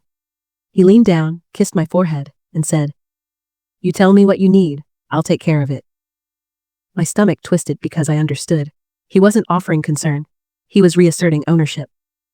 At 10:54 a.m., while he was showering, I grabbed my phone and walked into the backyard like I was grabbing fresh air. I dialed Detective Hollis immediately. He picked up fast. "Elena, talk to me." He was pacing at 3 in the morning. I whispered quickly. "He's watching me constantly. He suggested a weekend away." Hollis swore softly. "That means he's cornered internally. He knows something's off. What do I do?" "You do nothing out of routine," he said firmly. "No sudden trips, no sudden refusals. Follow your normal patterns." "Hollis, I don't know how much longer I can—" "Elena." His voice softened. "You only need to hold it together for one more day, maybe less. The first wife is coming in this afternoon to finalize her statement. After that, we move." My throat tightened. "One more day?" "Yes."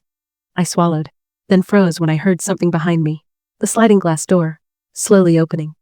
Marcus, standing there, watching me through the screen, face unreadable. "Elena?" Hollis said. "You still there?" I didn't answer. Marcus stepped outside, quiet, controlled, blank-faced. "Elena?" he said softly. "Who are you talking to?" My blood turned to ice. He walked toward me slowly, expression still calm, but his eyes were sharp, alert, waiting. I raised the phone to my ear and said, loud enough for him to hear, "Yes, Dr. Bennett, thank you, I'll keep the appointment." Marcus blinked, his shoulders lowered a fraction. "Your doctor?" he asked quietly. I nodded. "Just confirming tomorrow's visit." He exhaled, long and relieved. The suspicion in his eyes dimmed, but did not disappear.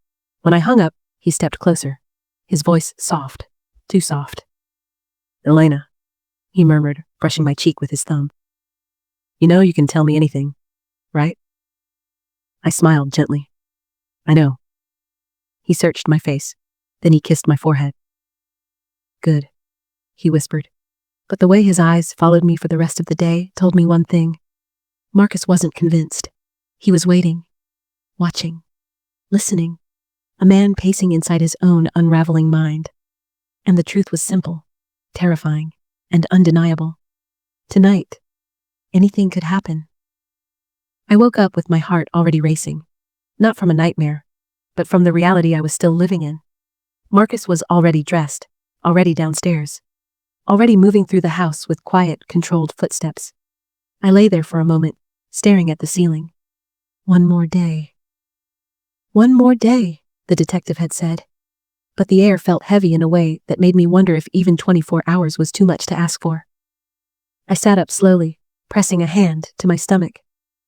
My baby's faint morning flutter grounding me, calming me, reminding me, "You're not alone. You're not alone." I dressed quickly, in the same kind of soft cotton dress I usually wore on mornings like this. Nothing out of routine. The moment I stepped into the hallway, I could feel him before I saw him. Marcus stood at the bottom of the stairs, leaning against the railing, watching me, like he'd been waiting for me to appear. He smiled, but the smile didn't reach his eyes. "Morning?" he said. "Morning," I replied gently. "Sleep okay?" "Yes." He studied my face for 1 second too long, then nodded with that same slow calculation I'd seen the night before. "I made breakfast." Of course he had, because this morning wasn't about food, it was about monitoring. We walked into the kitchen together, the air filled with the smell of eggs and toast. Too much food, too carefully made. Marcus pulled out a chair for me. "Sit," he said warmly. I sat. He placed a plate in front of me, then sat across from me with his coffee. Hands wrapped around the mug, elbows on the table, body leaned forward. Watching, waiting, measuring my breaths. I took a slow bite. A soft hum floated from my lips, something I'd done many mornings before, and his entire posture eased, even if only a little. "Do you have any plans today?" he asked casually. Casual, but not casual. "A little laundry," I said softly, "and maybe organizing the baby's room a bit." I looked down at my plate as I spoke, acting like a tired woman who just wanted a quiet day, not a woman planning a police-backed escape. Marcus nodded. "That sounds good." But then, he tilted his head slightly. "You didn't mention your doctor appointment." My pulse stopped. "I thought that was tomorrow," I said slowly. His smile flashed, brief and sharp. "Got you." He remembered the lie I told him yesterday. He remembered exactly how I framed it. My heart thudded. "No," I corrected quietly, keeping my voice soft. "I mean, it is tomorrow. I just forgot for a second." He leaned back in his chair, studying. Everything quieted in that kitchen. The ticking clock, the humming refrigerator. Even the air felt still. Then, he nodded. "Okay." But his eyes didn't soften. For the next hour, Marcus stayed in the house. Not relaxing, not working, not distracted. Just present. Moving from room to room whenever I moved. Sitting near the hallway when I walked upstairs. Appearing in the doorway if I lingered too long in the nursery. He wasn't hiding it anymore. He was supervising me, protecting his lie, or protecting something even darker.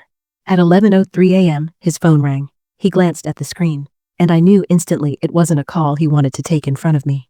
He cleared his throat. "I'll be right back," he said, turning away. But before stepping onto the porch, he paused, looked at me. "You stay here." A chill went down my spine. "I'm just folding clothes," I murmured. He nodded, once, and stepped outside. The moment the door clicked shut, my pulse jumped. I rushed to the front window, quietly, carefully, and peeked through the curtain. Marcus was standing on the porch, not talking, just listening. His shoulders were tight, his jaw clenched. Whoever was speaking, he didn't like what he was hearing. His head lowered slowly, then lifted, then lowered again, like he was absorbing something heavy. Finally, he spoke. "What do you mean she filed today?" My blood iced. "Filed? Filed what? A statement? A report? Paperwork?" Marcus ran a hand down his face. No, this isn't good timing. I told you I'd handle it." He paused, then his voice sharpened, quiet, but cutting. "She won't ruin this. I won't let her." My knees weakened. He wasn't talking about me. He was talking about her, his first wife.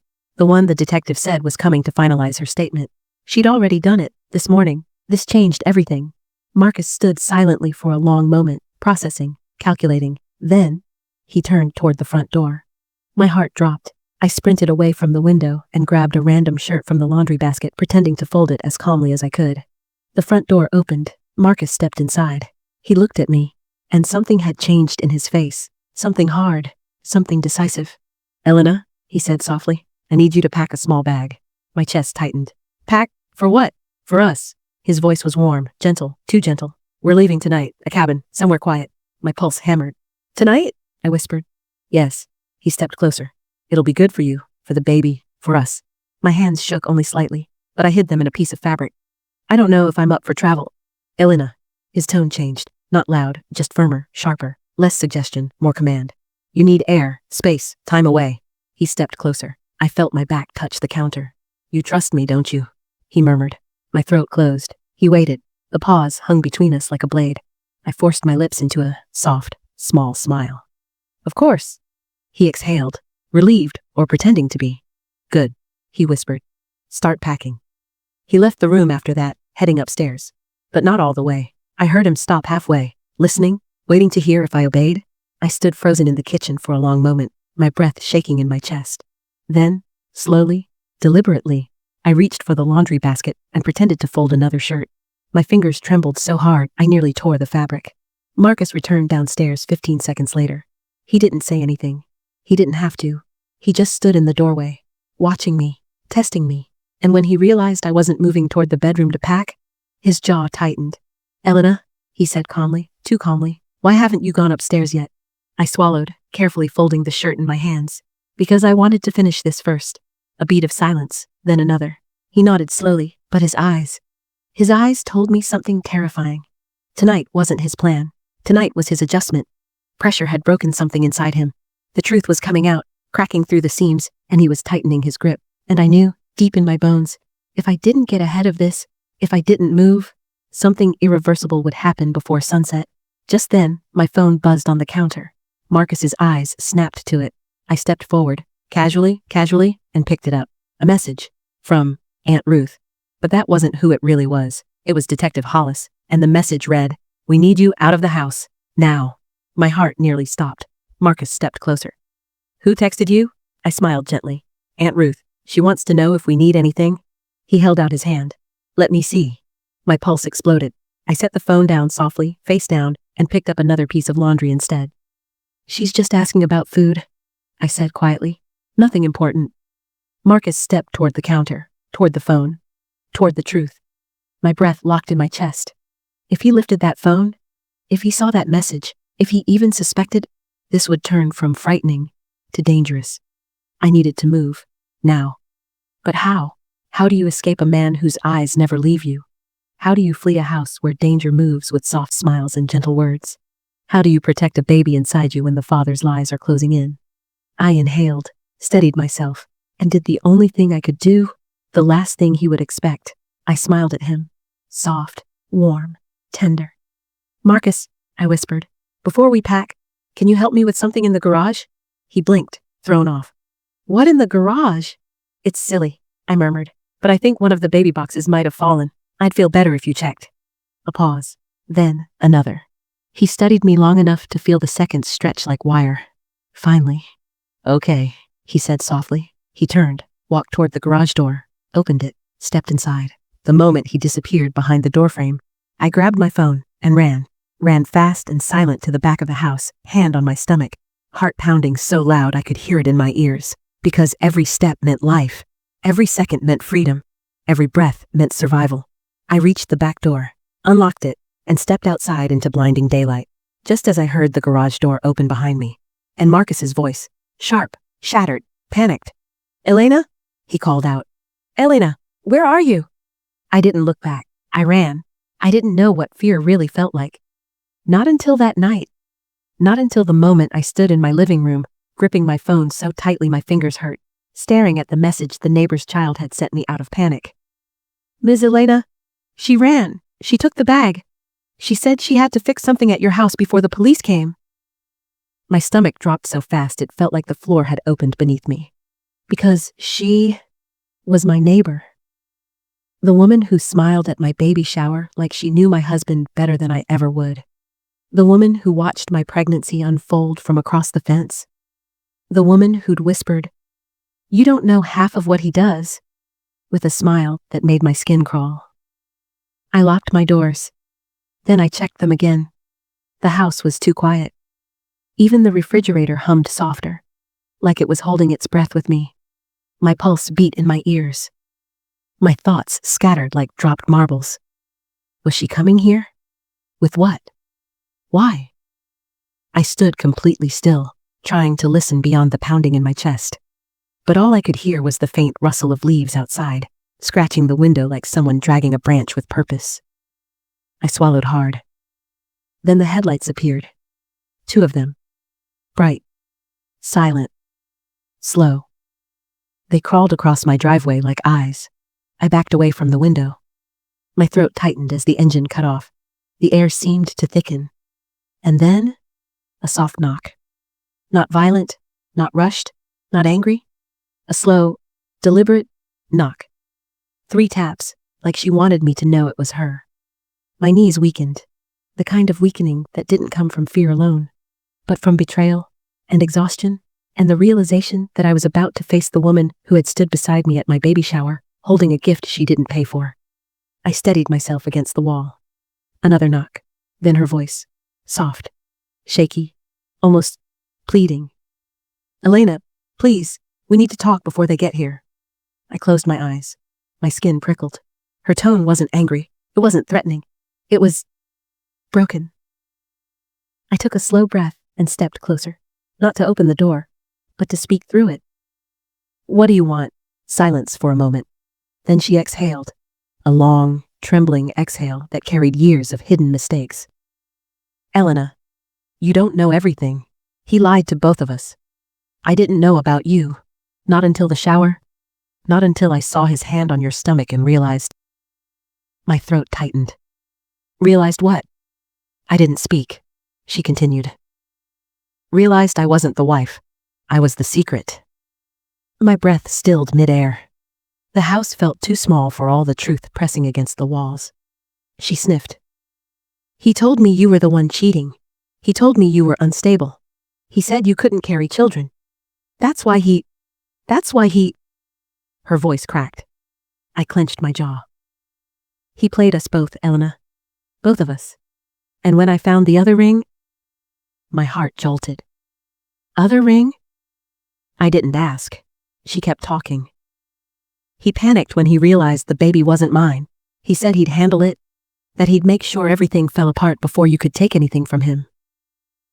I swallowed the ache welling in my chest. She was unraveling, completely. "Elena," she whispered, "I didn't come to hurt you. I came because I need you to know the truth before the police get here, before he drags me down with him." I leaned my forehead against the door, my voice barely above a breath. "You should go." She inhaled sharply, like she hadn't considered that answer.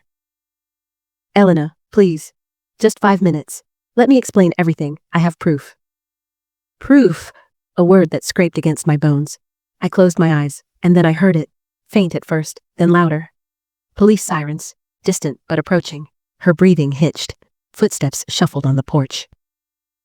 "Elena, I don't want to be arrested on your steps." I didn't move. I didn't answer. I couldn't. The sirens grew louder, bouncing off houses, slicing through the quiet night.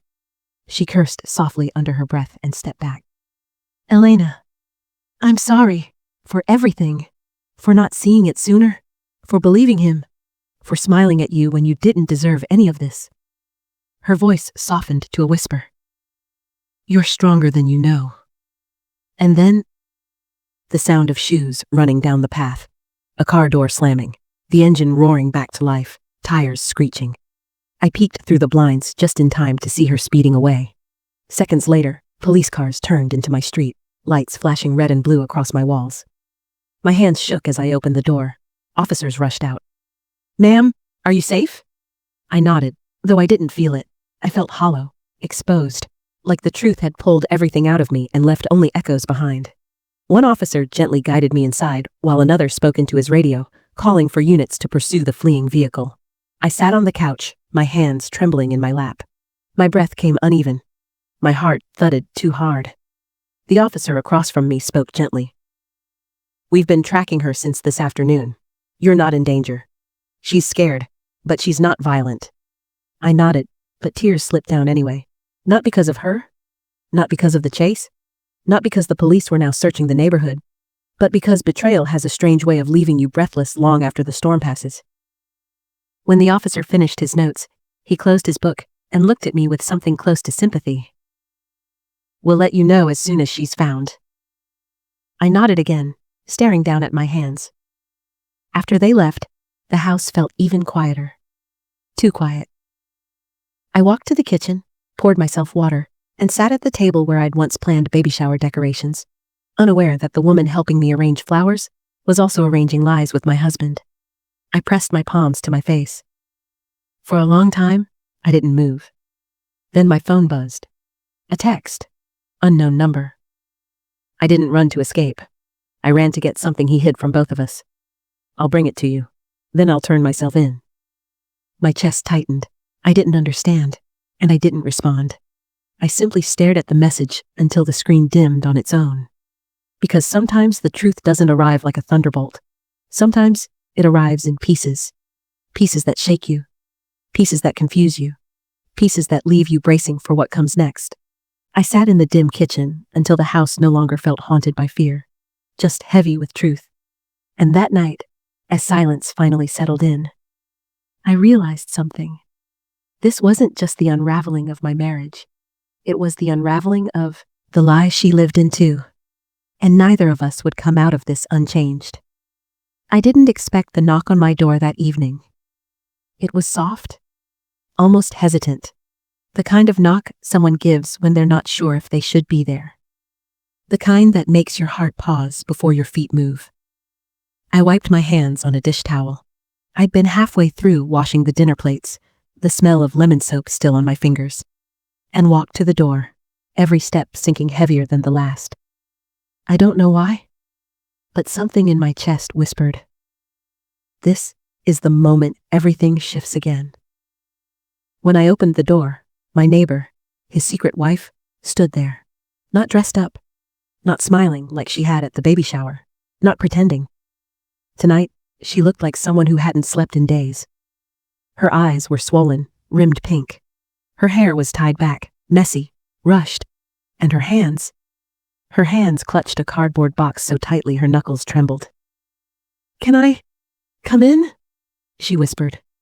Her voice wasn't sharp, or angry, or defensive. No, it was tired, worn down, like betrayal had eaten her too. I opened the door wider. She stepped inside with slow, careful steps, like she wasn't sure the floor would hold her weight.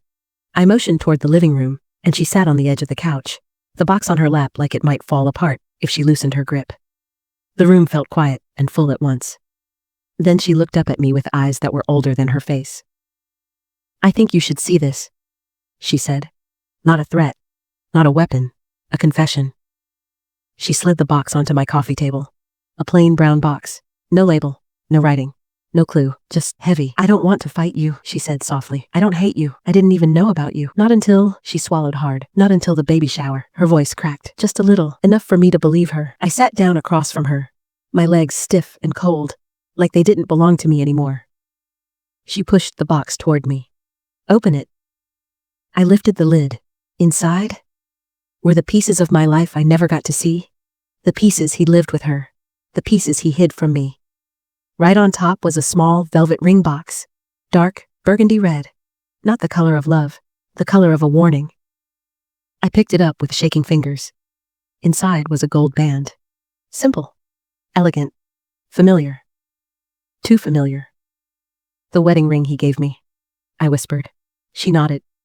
"He bought us the same one, same store, same month." My stomach twisted so hard I had to steady myself on the table.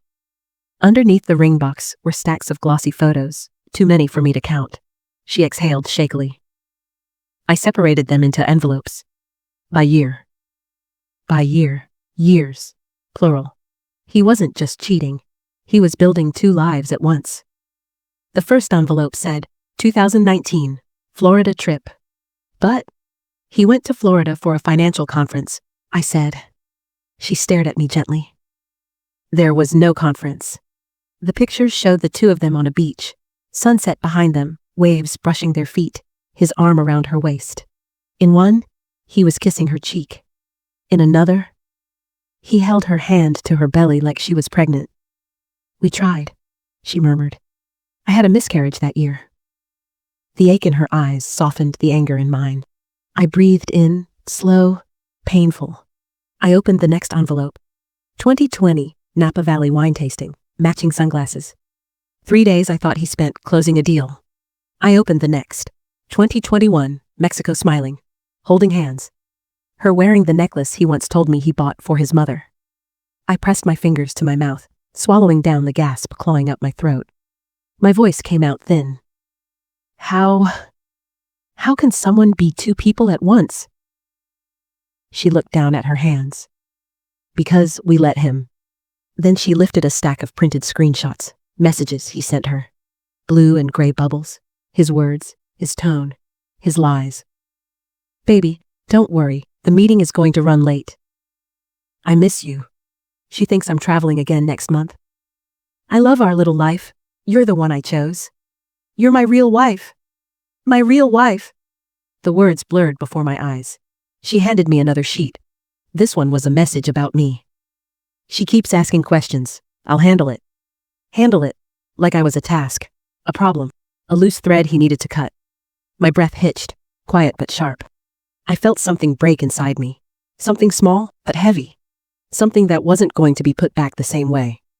She reached into the box again and pulled out a sealed document folder. I found this in his desk. She placed it in my lap. I opened it slowly. It was a marriage certificate. Their marriage certificate. Same format, same border, same signature line. But dated 6 months before our wedding. My stomach dropped. Everything that felt like truth suddenly became a lie written in ink. He married me first, she whispered, tears finally sliding down her cheek. Then he married you. He said he'd divorced me. He never did. Bigamy. The kind that ends careers. The kind that ruins reputations. The kind that leads to prison time. My hands shook so hard the paper rattled. Then she pulled out the last envelope. Receipts. Hotel bookings. Airline tickets. Jewelry purchases. Spa weekends. Designer bags. Some were signed with his name. Some with initials I didn't recognize. Some charged to our joint card. He used my money, I whispered. She nodded slowly. And mine. We sat in silence. Two women betrayed in different ways, but tied together by the same man's lies. She wiped a tear with shaking fingers. I brought all of this because the police asked me if I would testify. I didn't know if I should. But after today, after everything, I think you deserve to know the entire truth. I didn't speak. I couldn't. Not yet. But inside me, a quiet strength tightened its fist. Not rage, not vengeance, just clarity. You didn't come here to hurt me, I finally said. She shook her head. No, I came because I don't want him hurting anyone else. Ever again. Her voice wavered, raw, honest, human. And because I'm tired of hiding. She exhaled, long and trembling. I'll testify. I'll turn everything over. I want out. I want peace. I stared at the evidence. The ring, the photos, the documents, the receipts, and felt something shift inside me. Something steady. Something calm. Something ready. Thank you, I whispered.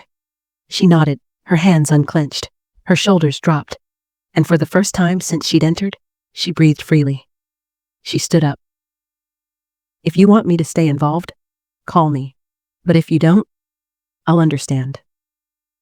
I nodded again, unable to trust my voice.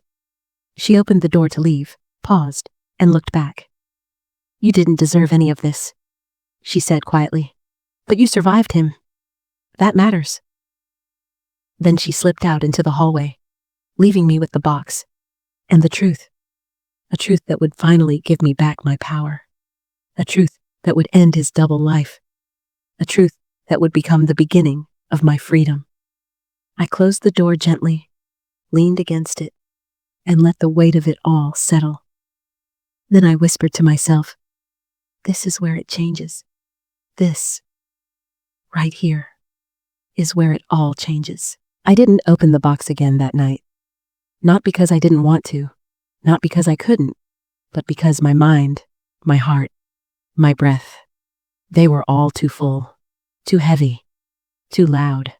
I made myself a cup of chamomile tea, hands trembling as I poured the hot water, steam rising like a ghost, and sat at the kitchen table, elbows on the wood, fingers pressed against my temples, trying to steady the swirl inside me.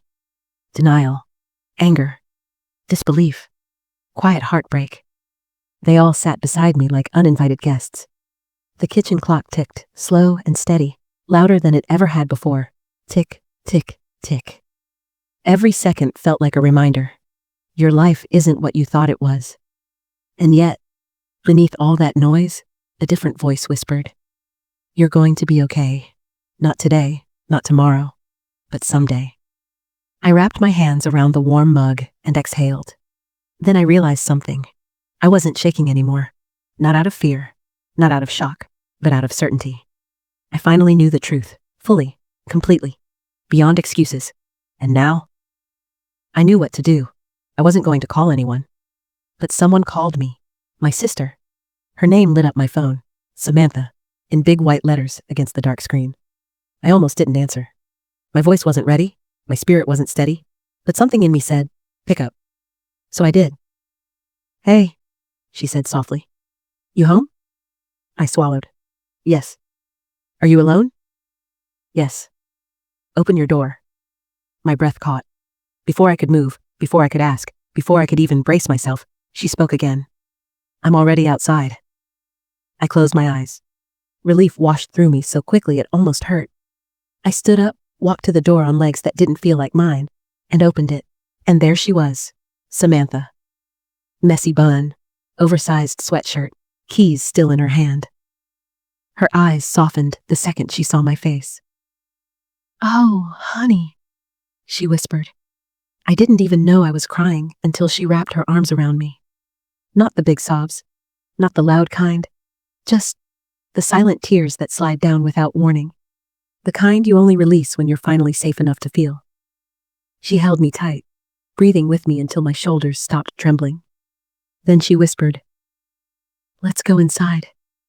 Tell me everything." We sat on the couch, the box between us like a living thing. She lifted the lid gently. The ring box, the photos, the marriage certificate, the printed messages, the receipts. She didn't gasp. She didn't curse. She didn't scream. She just listened as I told her everything. The baby shower, the neighbor's smile, the confession, the vacations, the miscarriage she endured, the lies he fed me, the lies he fed her, the double life, the double marriage. Every word felt like I was pulling broken glass from my chest. Slow, careful, necessary. When I finished, she didn't speak right away. She just reached out, gently, placed her hand over mine and said, "You're not crazy. You're not weak. You're not to blame." She squeezed my fingers tight. He built a world out of lies, 2 worlds, and both of them collapsed today. I exhaled, deep, shaky, painful. She leaned back, staring at the evidence spread across the coffee table. "You know what this is?" she said finally. I shook my head. She touched the marriage certificate first. "This is illegal." She lifted the photos. "This is proof." She tapped the printed messages. "This is motive." Then she rested her hand over my heart. "And this, right here, is strength." A tear slipped down my cheek. "But I don't feel strong." She smiled softly. "You will, just not today." We spent the next 2 hours sorting the box carefully, envelope by envelope. Not emotionally, not reactively, strategically. For the first time since the baby shower, I wasn't sinking, I was preparing. Samantha pulled out her iPad and stylus, tapping to open a blank page. "Okay," she said, her voice steady. "Here's our plan." "Our?" I whispered. She raised an eyebrow. "Oh, sweetheart, you're not doing this alone." She started writing. 1. Document everything, each photo, each receipt, each message, each date. 2. Contact a lawyer, one who specializes in bigamy and financial fraud. 3. File a police report. Bigamy is a crime in our state. He could face jail time. 4. Protect your finances. Freeze cards. Check joint accounts. Secure your personal documents. 5. Prepare for confrontation. Not emotional, not chaotic, but public, with witnesses and legal support. I stared at the list. It felt solid, real, something I could hold on to while the ground shifted beneath me. "You okay?" she asked gently. I nodded slowly. "Yes, for the first time today. Yes." After she left, long after midnight, after making sure I ate something and locked every door, I sat alone again with the evidence. The ring, the photos, the lies printed in black and white. And I felt something rise in me that wasn't rage. It wasn't bitterness. It wasn't vengeance. It was clarity. A quiet voice inside me whispered, "He never deserved you. Not your trust. Not your home. Not your heart." And for the first time, I believed it. I really, truly believed it. I wasn't the woman he fooled. I wasn't the woman he abandoned. I wasn't the woman he betrayed. I was the woman who survived him. And tomorrow, he would finally face the truth he created. Because tomorrow, I wasn't going to be silent anymore. I stood, closed the box gently, and whispered to myself, "This is the beginning of the end." Then I turned off the lights, walked to my bedroom, and slept. Not peacefully, but with purpose. A purpose I hadn't felt in years. The next morning arrived with a strange calm. Not peaceful, but steady. I didn't wake up confused. I didn't wake up crying. I woke up knowing exactly what I needed to do. I showered, dressed, and tied my hair back with hands that didn't tremble anymore. Then I lifted the box, tucked it into my tote bag, and stepped outside. And for the first time since the baby shower, the air didn't feel heavy. It felt like truth. I didn't text him.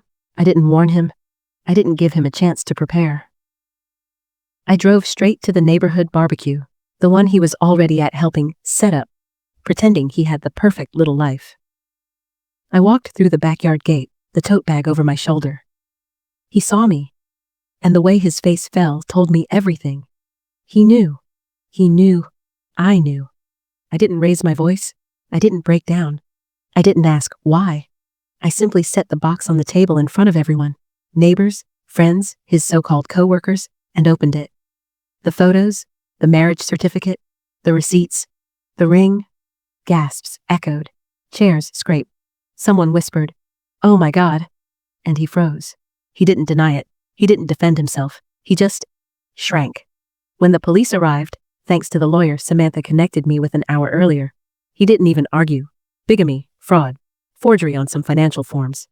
They placed cuffs on his wrists while the whole neighborhood watched in stunned silence. His other wife, the neighbor? She ran inside, crying, but I didn't follow her. She wasn't my concern anymore. He ended up charged. She moved away within the month. Their marriage was invalid to begin with. I didn't fight for revenge. The law handled that for me. I fought for peace, and I got it. I moved in with Samantha for a while, letting myself breathe, letting myself rebuild. I learned the power of checking the truth, listening to my intuition, letting the right people in, letting the wrong people go. And slowly, day by day, I returned to myself. Not the broken version, not the betrayed version, the wiser version, the softer version, the stronger version. One morning, sitting on Samantha's porch with a cup of tea, I whispered, "I'm finally okay." She just smiled. "You're more than okay," she said. "You're free." And she was right. Sometimes life takes from us, but sometimes it teaches us too. If this story touched you today, if it reminded you of something you've lived through, please don't keep it inside. Tell me your story. Thank you in advance for sharing this moment with me. I wonder, which part of this story stayed with you? Which moment did you feel deep in your chest? And where are you listening from? Tell me in the comments. I personally read every single comment myself, because your words might be the light someone else needs tonight. And if you haven't yet, make sure to like, share, and subscribe. Because here, at True Heart Voices, every story deserves to be heard, and every heart deserves to heal. Did you like my story?